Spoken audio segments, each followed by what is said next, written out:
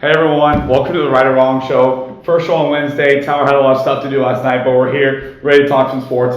Week 1 of college football is coming up this week, and we got a lot of college football coming up later. First topic on the segment today is, with all the running back drama around the NFL right now, do we think that any player ever will break Emmitt Smith's all-time rushing record of 18,355 yards? Do you think it's possible? Here's the thing. It's always going to be possible. The record's always going to be. So? I know people are like, this record's unbreakable. And based on looking at the outlook of the running back market and how things are, it looks pretty impossible with how the running back's life is just going down the drain. But here's Emmitt Smith played till he was 35. And no running back's playing until Nobody's played until they're 35. But here's the people said the same thing about Oscar Robinson. They're like, nobody's breaking that triple-double record. Like, no one's going to break it. You know, that's a good point. And you know what? Russ did it. Russell Westbrook, he came on, single season, triple-double record, all-time triple-double record. So I'm not going to say it's impossible. That's a good but comparison anything to make in the next future? Gosh. I don't think so. I mean, what the running back lifespan is looking like about 10 years. If you want to hit 10 is long. 10's long. People call Christian McCaffrey old. He's like 28. Yeah. He's been in the league 7 or 8. And you're looking at, Emmitt Smith, 18,000 rushing yards. You got to play 18 seasons rush for 1,000 yards. And that's 18,000-yard rushing seasons. That's nuts. I don't think we can overstate how incredible this guy was. He was MVP in 93 at age 24. He averaged, over the course, he played 15 seasons, and that was an average of about 1,200 yards per season. A 3-time Super Bowl champ, and it's not a stretch to say that he was the best player on those Super Bowl teams. Aikman was great. Irvin was great, but he might have been the best ever. 4-time All-Pro. I don't think that record's ever getting broken. I don't. Because listen, with the way offenses are shifting to passing the ball more and more and more, especially in neutral situations, I just don't think any running backs are ever going to get the use anymore to get used enough over the course of however long they play to get to 18,000 rushing yards. I think it's really cool, and I'm proud to say as a Cowboys fan that I think he'll hold that record forever. I don't know about forever, man. That's the problem, You can never say forever, but I'm going to say forever. I'm going to say forever. He really could. He really could, but I think that there's going to come along some kind of running back as a generational talent, some kind of just dominant. Like an athlete we've never seen before. Yeah, and it's going to just change the scope. I mean, history's bound to repeat itself, and you look at how, times have changed. Now it's a total passing game, but it might come down to that smash mouth football again. You think the run might come back? The run might come back. Wouldn't that be interesting if we were 50 years old, we're sitting on the couch, and they're playing smash mouth football again in 2060? That'd be crazy. But, you do bring up a good point about the smash mouth football thing. With the way the rules have changed and all that. You can't hit people the way that you got to hit people back then. Yeah, I mean, look at this. I mean, they're just getting hammered out there. Yeah. No, but I think you got to just that's the other interesting point. How is the game going to evolve and change to the point where maybe the running back's just non-existent, really? Because we're already talking about running backs playing positionless football, lining up a wide receiver, lining up a tight end, doing all more blocking. I mean, people are looking more at Christian McCaffrey as a receiving threat more than a rushing threat, and that's why Derrick Henry's hype of dominance of running the rock, running the football has just kind of gone downhill. That's like Christian McCaffrey and Austin Eckler, the two best two-way running backs, receiver and running. In the NFL are the top fantasy choices in all the fantasy drafts that we're doing right now. Yeah, and I don't know, man. I think I'm going to say I won this argument. I'm going on and say I won this one. You can take this one. You can never say impossible. I'm going to take this one. You can never say impossible, but I think we'll be 6 feet deep in the ground before that thing's broken. That'd be crazy. Yeah. How about that? Okay, next up, with all the conference realignment, there's been a lot of talk of Cal, Stanford, and SMU moving to the ACC. Talks are being finalized right now. Originally, Clemson, Florida State, North Carolina, and NC State were the 4 teams in the ACC to object to those other 3 schools joining. It has to be a unanimous vote for any of those schools to join. Do you think their decisions will be overturned before the end of this week when the decision is supposedly going to be made? The end of this week, no. But I do think in the future that it's going to become just you're going to be forced to join one of these big conferences if you want to remain competitive. If you want to. They want to, but it's the 4 schools in the ACC that don't want to. And those 4 schools, I think, want to get out themselves. So they can't bring them in and then get them out. So they got to get out first before they can bring them in, which is, I think, the other part that's holding the vote back of them getting in. But I think eventually it will get done because the Pac-12 is dead, and you can't have Pac-12's done. You're not gonna. They're not gonna create another conference, Cal, Stanford, and these other guys. So their only option. Definitely not. Their only option is to join one of these other schools if they want to remain somewhat of their competitive history. Yeah, that's for sure. I think the model that they're considering right now is really interesting. So SMU is going to have 7 years of no media rights money. Wow. And Cal and Stanford are going to start out. The plan was for them to start out with 30% share of the media rights money, so less than a third of what the other schools are getting. And those 3 schools joining would actually create $50 to $60 million of added revenue. That would not per school. Not per school. That's SEC money right there. We can't talk about that yet. $50 to $60 million of extra revenue that will be distributed. Some of it to the schools that are already in the ACC, which is I think why momentum is snowballing, because those schools are deciding, well, if we get some extra money out of this, maybe we can have those 3 schools join. Yeah, I think that I don't know if they're going to be able to get anything done this week, but I think in the near future it's imminent that it's going to happen, and it's going to be imminent for most of these schools to join one of 3 conferences, really.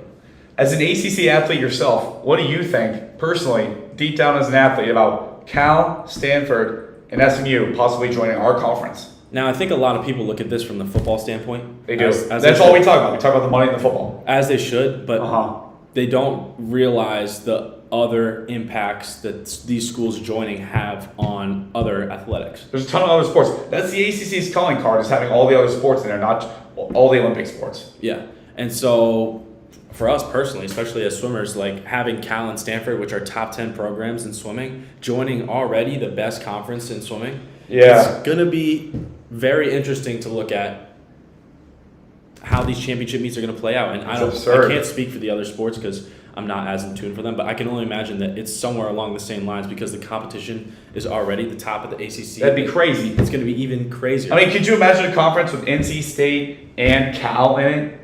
You got 2 top 4 swim schools right there. Yeah. That's nuts. Yeah, and the other 2 are in the SEC. It's be the SEC with now Texas, and the ACC with possibly NC State and Cal. Yeah. I just think people don't really realize that, and I could see some pushback from some of the other sports joining that. It might only be a football thing, really. Yeah. What do you think of a Friday morning flight out to California. Berkeley, California to go race Cal? What do you think of that? Listen, I think it'd be a lot of fun.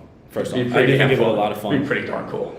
But I also think that's going to just tally up on these schools. I don't think they realize the expense. That's a lot of extra money spent on flights. Especially for programs like swimming or, what it might be. I mean, flying commercial all the way out there, what if your flight gets delayed? You know? And then I think it'll be a mess. You miss school, and then you miss school for another 2 days because you can't get out from California because who knows? Maybe there's like a wildfire out there, and then we're stuck in California for who knows how long. Or they're rioting at the airport because that's what they do in California. Who knows? That's what I'm saying. Yeah, it'd be crazy.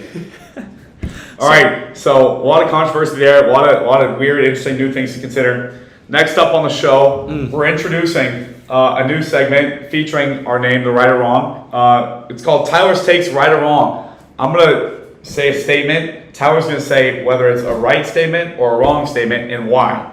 Here we go. Tyler, coming off of their 42-3 hammering of Navy in Ireland, Notre Dame, the Fighting Irish, our blood, will make the college football playoff in 2023. It's really tough for me to say this, but wrong. I'm going to say wrong because here's the reality. I need to see more. It's Navy. We're supposed to beat the brakes off of Navy. We did beat the brakes off them last year. I know, and listen, Sam Hartman looked amazing. Notre Dame looked really dang good, but there were some really sloppy things. And I think, it's the beginning of the season. You got to clean things up. We're always sloppy at the beginning of the season. I can't say they make the college football playoff until they beat either USC or Ohio State. Yeah. That's the reality of it. Do you agree that Notre Dame has to win 2 of the 3 games against USC, Clemson, and Ohio State to make the playoff? The only way they make it is with 1 loss. Yeah. At the worst. If they go undefeated, they're in. Oh, for sure. But at worst case scenario, they need to only have 1 loss. I mean, think about that for a second. People cannot be talking about Notre Dame having a cupcake schedule another year. I mean, listen to this. We're playing Ohio State, Clemson, USC. There's other good teams on the schedule. You got Wake Forest, you got Duke, you got a couple of ACC schools. NC State, they're not bad. We got Louisville in there, they're not bad. Like, I just can't believe people are, still giving a shit for that because I believe, if we can prove our worth, and honestly, I think with 2 losses we have a shot. But 2 loss teams unless they're conference champion probably won't make it in. Yeah, and I think that's the reality. It's going to come down to 1 loss team, and we got to see. I think we got a lot of momentum and a lot of push, especially with how they looked. South Bend is fun right now. Yeah, but the reality is we need to beat one of those schools, and if we start out with a win at Ohio State, I think that gives us an amazing shot to make the college football playoff because knocking off Ohio State, that shows you, hey, they're legit. Next up, Tower State. Another week 0 result. USC's defense, after giving up 28 to San Jose State, USC's defense will be its downfall this year. Right. It will be. USC. You don't think Caleb Williams can... They're offensive firepower. They are. Caleb Williams is great, everything. But how you letting San Jose State put that up against you? I mean, seriously. They still won by 4 touchdowns. I know they won by 4 touchdowns. But, I mean, you're going to shred the defense. You're going to shred it because you have Caleb Williams. But there is going to be times where you're going to be stuffed to a halt when you have a good all-around team. And all it takes is a good all-around team with an above-average offense, as we're looking now, to get through. I mean, San Jose State is, respect to all the San Jose State fans out there, they're nothing. Like, USC should kill them. And they did. But, I mean, I don't know how you're going to allow that many points, especially with their defense.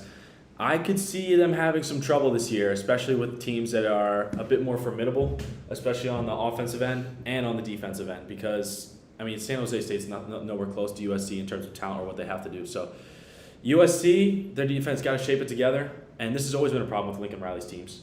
It has. You're right. OU, they were horrible on defense. Remember when they gave up 63 to Joe Burrow in the playoff? But I think the Big 12 is not as strong as the Pac-12 with this top. Oh, I agree. OU's trash now with Lincoln Riley in Southern California. Next up, Georgia is coming off of 2 straight national championships. Going in for the three-peat, they are the favorite to win their three-peat and repeat as college football playoff national champions. Right. They're the favorite. They are the favorite.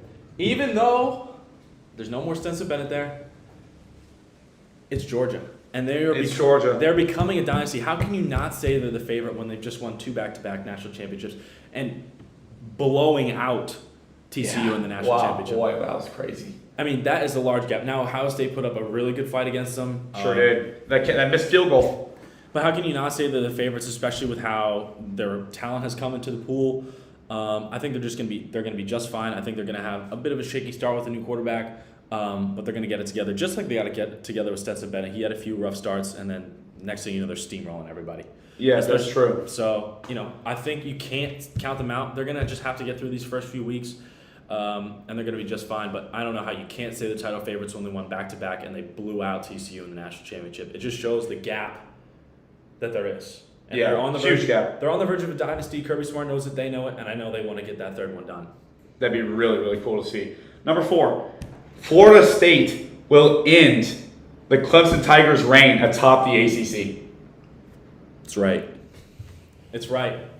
You think so? You like the Seminoles? I like the Seminoles. I think they're getting their swagger back. Just like when they had it with Jameis Winston, they're getting it back. And I think they know that Clemson has fallen from their ways of dominance. Yeah. Everyone knows they're slipping. Clemson knows they're slipping. I know they still got talent. And they're still Clemson. They got Dabo and everything. But Florida State is up and coming. And, look at the momentum they carried last year. They're going to take that and run with it this year. I think they're going to be ready to roll. Jordan Travis is going to carry them from week 1. They're going to have a great He's a big Heisman favorite. He's a big Heisman favorite. And I think they're going to have a great week 1. And I think they're going to just steamroll their way through the ACC, really. I think that if they go together with Clemson, I give them 14 points on them, honestly. 14? I think Clemson's good, but I still think they have a lot of... I'm going to have to agree with you there, to be honest. I think Dabo Swinney is a little overrated as a coach these days. They don't utilize the transfer portal or NIL nearly as much as modern premier college football teams do these days. And I think that's going to eventually bite them in the butt. I kind of see this as Michael Jordan and the Bulls finally overtaking the Pistons. I the Eastern Conference. And I think this is kind And of here's the thing that what this reminds I me also of. have to say about it. I think Clemson was really known for their defense during that time. Brent Venables is gone now. Yeah. And, Deshaun was a generational talent for them. And Deshaun they Watson. carried them through their Deshaun Watson. mama there. God, I want Deshaun Watson back. I need prime Deshaun Watson back. Oh, man. Oh, man.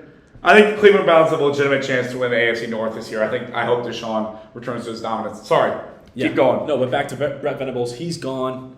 Deshaun carried that offense in that time. And Trevor Lawrence. Yeah, and Trevor Lawrence. And they don't have that at quarterback anymore. No. And they don't have No, that. they really don't. And they don't have that at defense anymore. So I think they kind of know that they're weak right now. And Yeah. Florida State knows it too, and they're going to jump on it. Yep. All right, next up, another great up-and-coming team trying to say that they can overthrow their demons in their conference.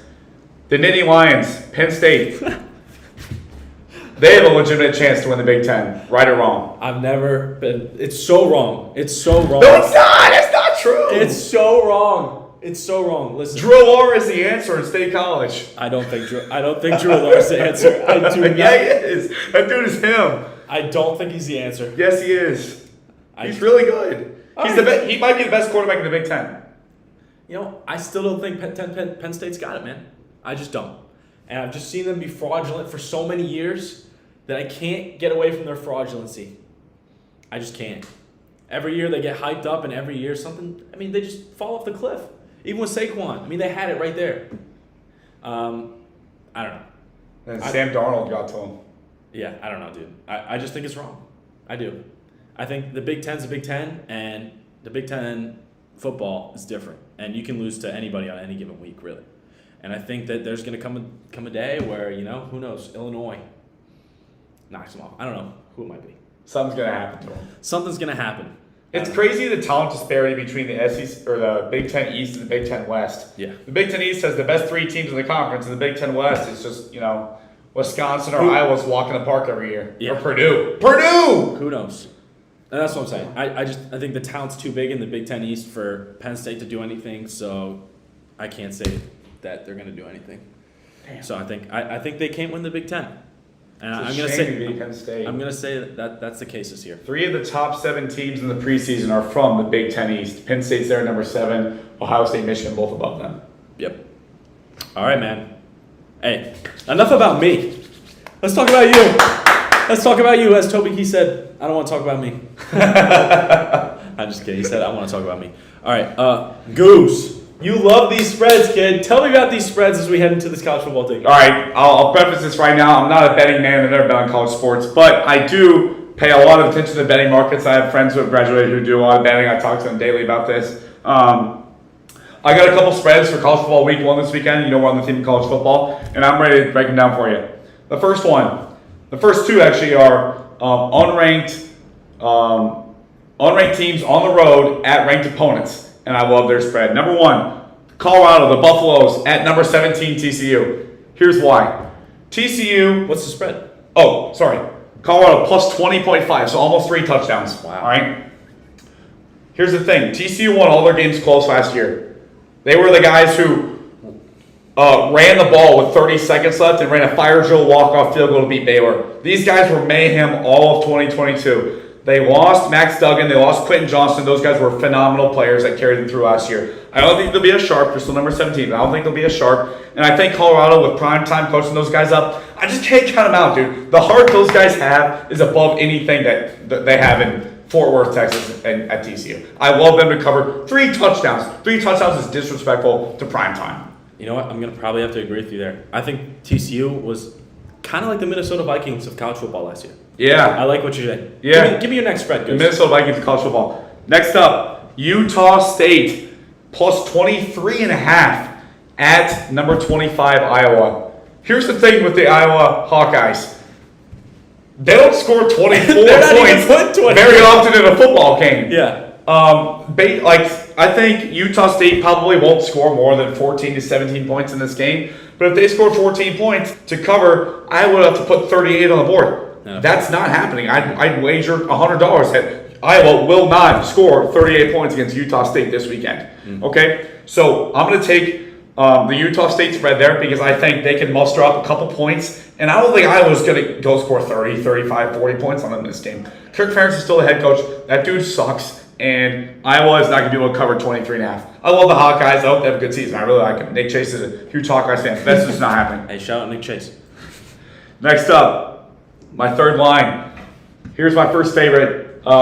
Texas Tech minus 14 at Wyoming. All right. I love the Red Raiders this year. All right. Minus 14. That's not a huge line to cover. Wyoming, I mean, it's Wyoming. You know, it's running an FBS team. I looked at them. They're not anything special. And I think the Red Raiders are going to have a great year. I think they'll easily cover 2 touchdowns. I think they should have been ranked in the preseason. I think they should have been 25th or something where Iowa is. I really like them, and I think they'll cover 14 points. 2 touchdowns?